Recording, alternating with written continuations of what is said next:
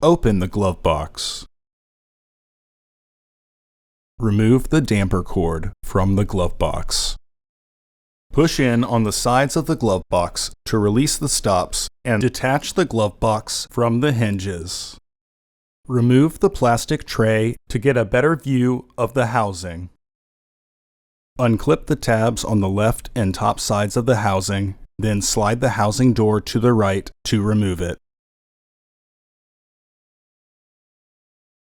Remove the old filter from the housing and clean out any debris inside.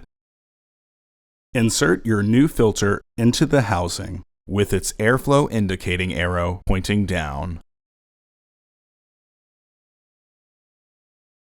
To reinstall the housing door, hook the right side into its catch, then reclip the tabs. Reinstall the plastic tray. Make sure all 4 tabs are secure in their catch. Reinstall the glove box by relatching the hinges. Partially close the glove box to re-engage the stops. Reinstall the damper cord. Close the glove box.